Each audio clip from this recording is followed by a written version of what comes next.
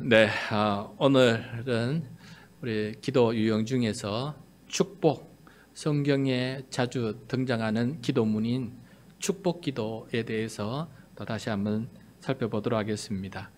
여러분, 성경 읽다 보면은 아버지가 혹은 부모가 자녀에게 축복을 해줍니다. 특히 죽기 전에 마지막으로 유언하듯이 그렇게 자녀들이 이렇게 살았으면 좋겠습니다 하면서 그렇게 되게 해주십시오 하면서 축복을 할 때가 있어요. 또 성전에서 예배를 드리면은 예배 마칠 즈음에 제사장이 축도를 해줍니다. 축복 기도를 해줍니다. 그리고 예수님과 사도들도 말씀을 마칠 때, 또 오늘같이 편지를 끝마칠 때, 혹은 회당에서 또는 제자들끼리 모여서 교회에서 이제 예배를 드릴 때 마지막은 축복 기도를 했습니다. 그러니까 이게 굉장히 중요한 공적인 기도입니다. 인생을 마칠 때 축복, 예배를 마칠 때 축복, 마지막 결론은 우리가 복 있는 사람으로 살아가는 게 굉장히 중요하다라는 것이 이 기도 속에 우리가 담겨져 있어요. 여러분, 복 있는 사람 되기를 원하시죠? 복 받고 살아가는 사람 되기를 원하시죠? 그런데 문제는 어떤 복을 받기를 원하느냐, 어떤 복을 받기를 원하느냐, 여기가 우리가 좀 신경을 좀 써야 된다. 그래서 오늘 우리 말씀을 통해서 히브리서를 기록한 어느 예수님의 제자가 어느 교회에게 보내는 이 히브리서 편지를 통해서 마지막 축복을 하는데 어떤 내용으로 축복하고 있는지를 우리 함께 경청하면서 우리는 무슨 복을 간절히 바라고 있을까? 우리는 어떤 복을 간절히 또 찾고 있을까? 또 나는 또 내 주변 사람들에게 어떤 복을 받았으면 좋겠다 생각하고 복을 빌어주고 있는 것일까? 함께 한번 점검하는 그런 귀한 시간 되었으면 좋겠습니다. 자, 오늘 말미에 딱 두 절이에요. 짧게, 아주 짧게 축복을 하는데, 저도 뭐 이렇게 보통 축복을 그렇게 길게 하지 않습니다. 짧게 하는데 20절과 21절 이 두 절이 바로 마지막 축복 기도문이거든요. 한 절씩 한번 살펴보도록 하겠습니다. 먼저 20절입니다. 20절 같이 읽겠습니다.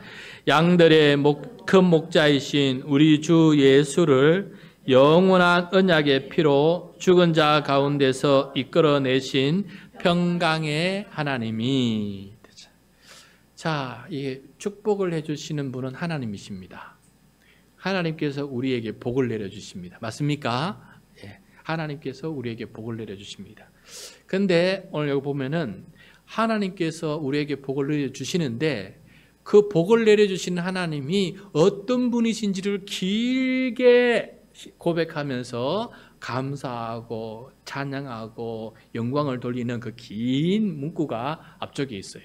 자, 복을 내려주신 하나님 하고 바로 부르면 되는데 이 하나님이 어떤 하나님인지를 일일이 고백하면서 얘기하는데 그 내용을 보면요, 이미 하나님께서 우리에게 주신 복이 무엇인지를 깨우쳐주고 있는 것을 가르쳐주고 있어요. 그래서 복을 내려주신 하나님 앞에 복 주십시오라고 우리가 기도하기 전에 이미 하나님께서 우리에게 얼마나 큰 복을 주셨는지를 감사하고 고백하는 내용이 그 앞에 있다는 거예요. 그래서 여러분, 우리가 하나님 앞에 복을 구할 때 우리의 자세는 먼저 받은 복을 세워보아라는 찬양도 있지 않습니까?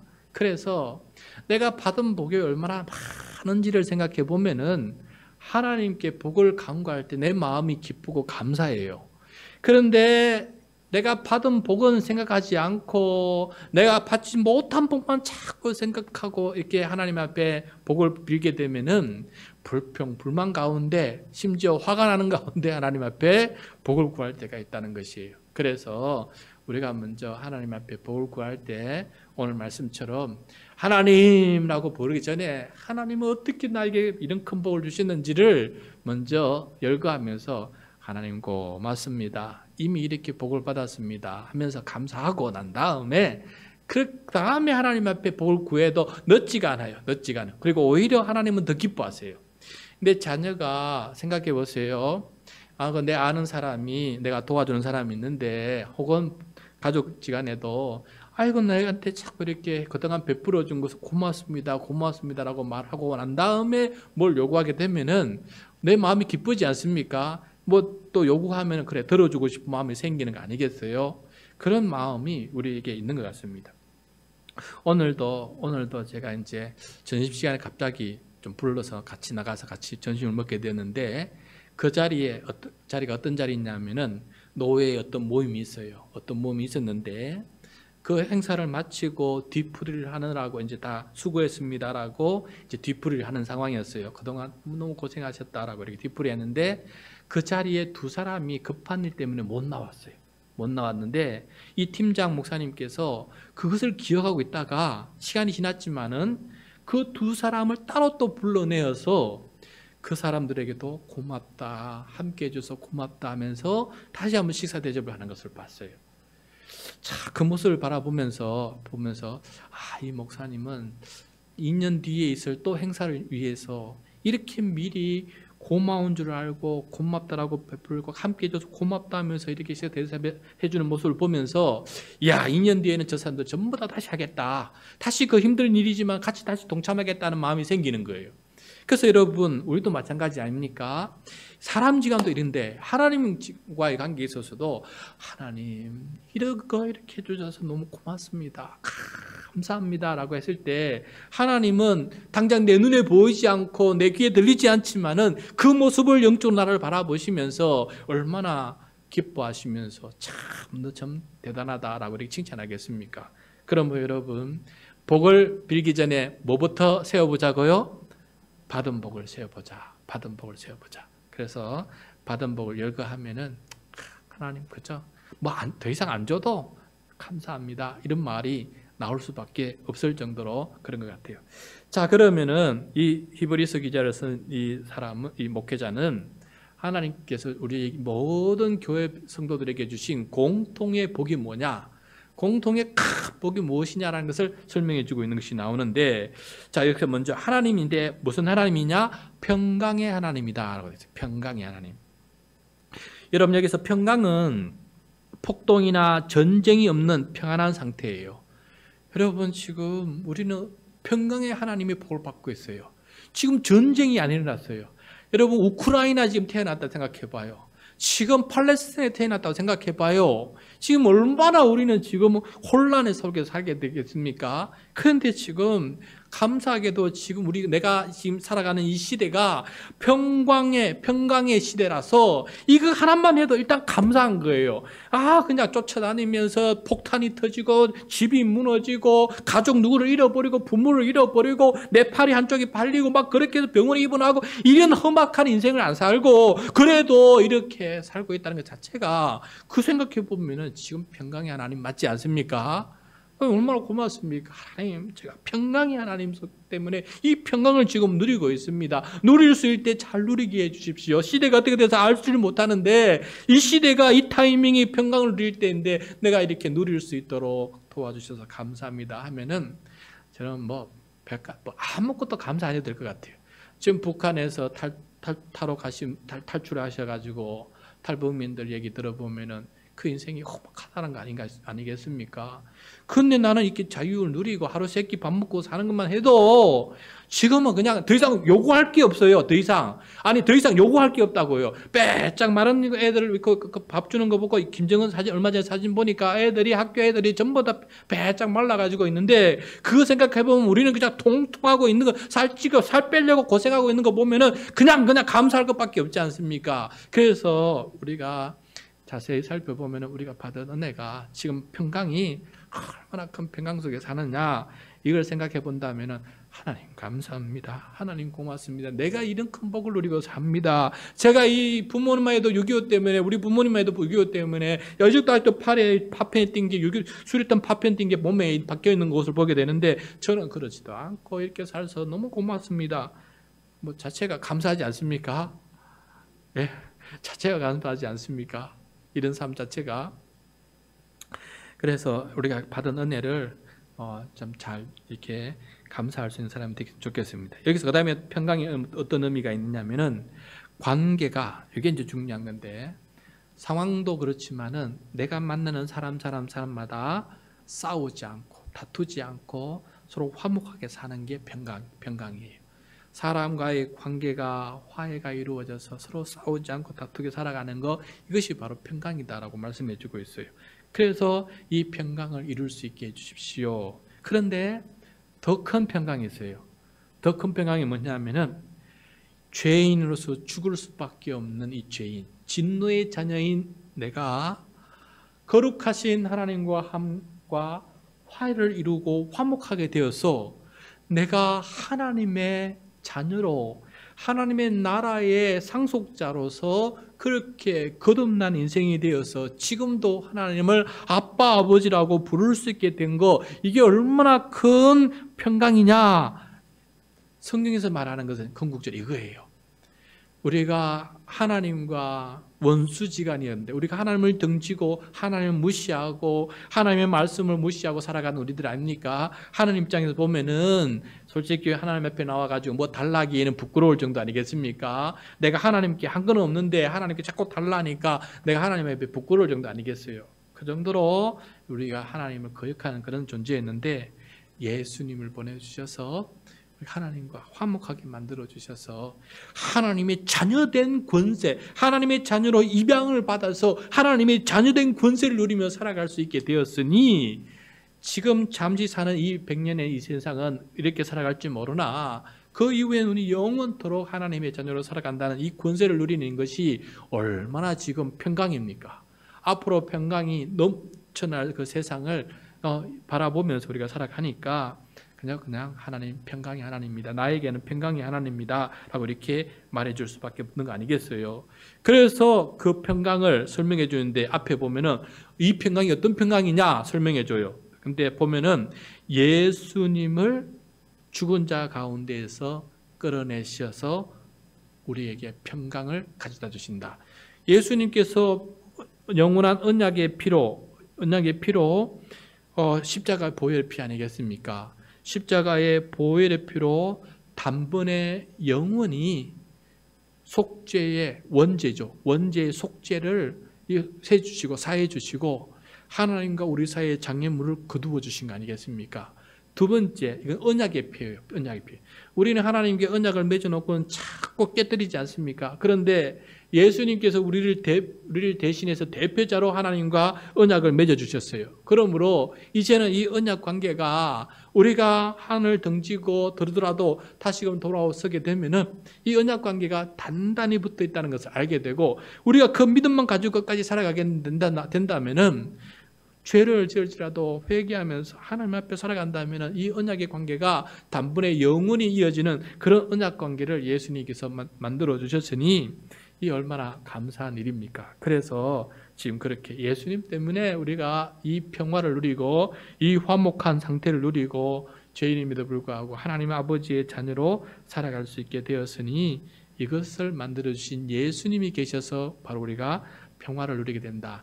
바로 하나님께서 자기 아들을 보내셔서 이런 평화를 만들어 주셨습니다. 라고 이렇게 지금 우리가 고백하고 있는 거거든요. 그러니까 예수님을 가졌으면은 예수님을 영접하고 예수님이 내 주님이 되시면은 여러분 세상에서 가장 큰 복을 가진 줄로 믿습니다. 이 복을 우리가 지금 받아 누린다고 지금 설명하고 있는 것이에요. 이 복을 우리가 받아 누리고 있지 않느냐. 그래서 우리가 지금 평화를 누리고 있지 않느냐. 이 평강을 만들어 주신 하나님, 그 하나님을 우리가 기억하자라는 거예요. 근데 그 앞에 보면은 양들의 큰 목자이신 우리 주님 아닙니까? 목자는 양들을 이끌어가지 않습니까? 그래서 양우리에 가두지 않습니까? 평안하게 또 사자와 곰과 이런 호랑이의 어떤 침입으로부터 막아주지 않습니까? 그것처럼 예수님께서 우리를 하나님 아버지의 품으로 하나님의 나라로 이끌어 주시고 하나님 나라 안에서 우리를 보호해 주셔서 하나님의 자녀들 되도록 도와주시고 성령의 능력께서 우리를 두루마기 쳐줘서 우리를 막아주시는 그런 일들을 하고 계시니 나를 위해서 십자가에 죽으시고 또 성령을 보내주셔서 지금도 나와 함께 영으로 함께 하시고 지금도 하나님 보호자 우편에서 우리를 위해서 중보하고 계시고 하니 이 목자는 진짜 큰 목자고 사나 죽으나 영원을 이끌어주는 그런 목자를 우리가 가지지 않았습니까? 이런 목자가 또 어디 있습니까? 여러분의 배우자가 이런 목자 역할을 해줄 수 있습니까? 여러분이 낳은 자녀들이 이런 목자 역할을 해줄 수 있습니까? 여러분의 부모님들이 이렇게 끝까지 목자 역할을 해줄 수 있습니까? 죽은 이후도 목자 역할을 해줄 수가 있습니까? 이런 역할을 해줄 수 있는 사람은 누구이십니까? 바로 예수 그리스도 아니십니까? 그런 목자를 우리가 가졌으니 그런 목자를 우리에게 주신 분이 누구십니까? 하나님 아니십니까? 그러므로 하나님께서 목자이신 나의 참 목자이신 예수님을 나에게 주시고 그 목자가 나를 대신해서 죽으시고 나를 대신해서 부활하시고 그래서 나를 하나님의 백성으로 삼아주셔서 나도 예수님처럼 그렇게 하나님의 나라의 백성이 될 수 있다는 것까지 인도해 주시는 이 예수님을 나에게 보내주셨으니 하나님은 정말 복 주시는 하나님이시다. 복 주시는 하나님이시다. 이거 잊지 말고 우리가 기도해야 되겠습니다. 예. 자, 그러면은 여러분 이걸 한번 좀 심심하지 않습니까? 에이, 내가 생각했던 복은 건강의 복이요, 자녀의 복이요, 그 다음에 재물의 복이요, 권력의 복이요, 주변의 모든 사람부터 칭송받을 수 있는 그런 업적을 남길 수 있는 복이요, 그리고 좋은 건물, 좋은 차, 좋은 옷 이런 걸 입을 수 있는 그런 여유를 가지는 복이요, 그래서 또 다른 사람들을 많이 도와줄 수 있는 그런 복이요. 여러분 우리가 생각하는 그 복이 먼저 떠오르지 않습니까? 그래서 오죽했으면은 뭐 부자 되세요 하고 인사말 하는 것처럼 그냥 부자가 되는 게 우리에게 큰 소망이 아니었습니까? 그런데 이렇게 말씀하시기가 좀 심심하지 않아요? 아씨 내가 원하는 건 이게 아닌데 하나님 뭐 그게 복이라고 이게 큰 복이라고 하시니까 좀 그렇습니다. 우리의 눈이 영적인 눈이 될 수 있길 바랍니다. 진짜 큰 복이 무엇인지를 보고 그 큰 값어치의 복을 정말 값진 복이고 값으로 매길 수 없는 복입니다라는 것을 먼저 깨닫고 감사하는 사람이 될 때 진짜 복을 받을 수 있는 사람, 진짜 좋은 복을 받을 수 있는 사람이 된다라는 거 잊지 말았으면 좋겠습니다. 자, 이렇게 복을 주신 하나님 앞에 이제 또 복을 요구하고 있어요. 자, 이 정도 복을 받았으면 됐지 뭘 또 복을 요구하고 있을까요? 그 다음 내용을 한번 봅시다. 뭘 더 요구하고 있는지, 이 하나님 앞에, 이 평강의 복을 주신 하나님 앞에 무슨 복을 더 달라고 요청하는지 한번 들어봅시다. 21절입니다. 21절 시작.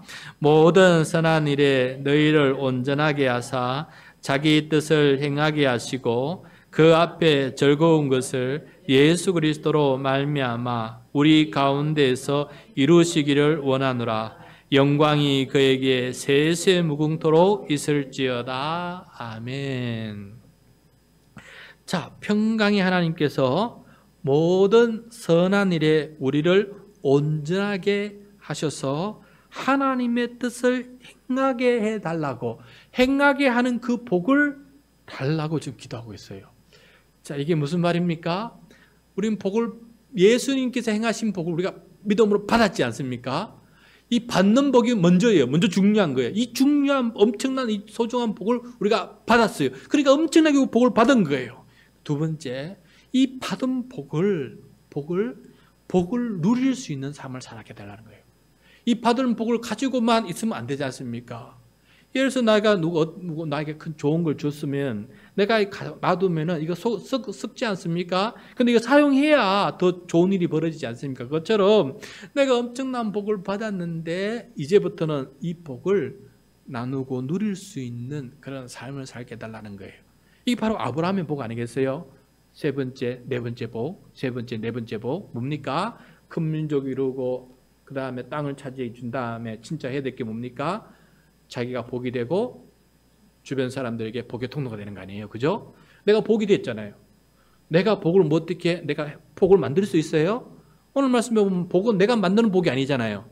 하나님께서 주시는 복을 받아서 내가 복된 사람이 되는 것이지 내가 뭘 복을 만든다는 것은 성경적인 의미가 아니지 않습니까? 먼저 하늘의 복을 받는 거예요. 세상의 재물의 복이 아니고 하늘의 복을 받아서 이 복을 어떻게 해요? 나누어주고 이 복을 누리면서 나누어주는 거예요. 누리면서 나누어주는 거예요. 이것을 하게 해달라는 게 바로 21절이에요. 이해되십니까? 그걸 다른 말로 이렇게 표현한 거예요. 모든 선한 일이 무엇입니까? 거기에 보면 다른 말로 하면 하나님의 뜻 아니겠어요? 그죠? 하나님의 뜻, 자기 뜻, 하나님의 뜻이 모든 선한 일이 자기 뜻, 하나님의 뜻이고 또 그 하나님의 뜻이 하나님 앞에 즐거운 거 아니겠어요? 이 지금 다 같은 말입니다. 모든 선한 일이란 것은 하나님의 뜻이고 그 뜻은 하나님 앞에서 즐거운 것이다. 이게 세 개 다 같은 말이에요. 다른 말로 표현해 놓은 것이. 근데 이것을 행하려면 우리가 어떻게 돼요? 온전하게 되어야 되지 않겠어요? 근데 여기서 온전하게 된다는 것은 어떤 의미냐면은 우리가 예수님처럼 완벽한 사람이 된다는 의미에서 온전함이 아니에요. 여기서 말하는 의미는 어떤 의미가 있느냐면서 여기서 원래 의미는 수선하다, 또 어떤 일을 위해서 준비시키다라는 뜻이에요. 온전하다는 의미에는 두 가지 의미가 있는데, 하나는 예수님처럼 흠이 없도록 완벽하게 딱 이렇게 만들어진 것을 완전하다라는 걸 말하고, 또 하나는 그런 완벽함을 향해서, 그 완벽함을 이루기 위해서 지금 나를 수선하고 다듬고 준비시키는 이 과정도 완전하게 하다라는 말로 설명하는 거예요. 그래서 여기서 완전하다라는 게 아니고 완전하게 되어가는 그런 의미로서 지금 이게 설명해 놓았거든요. 그래서 지금 어떤 복을 빚냐면은, 하나님, 우리가 하나님의 모든 선한 일, 하나님의 뜻, 하나님 앞에 즐거운 일을 할 수 있는 사람이 되도록 나를 온전하게 수선하여 주시고 나를 온전하게 준비시켜 주셔서 그것을 할 수 있는 사람, 그것을 행할 수 있는 사람이 되게 도와주십시오. 내가 그런 것을 행할 수 있는 사람이 된다면 내가 복이 되고 복의 통로가 되지 않습니까? 그래서 내가 복의 통로가 될 수 있도록 내가 복을 행하는 사람 되게 해주십시오라는 것이 바로 이 기도의 제목이에요.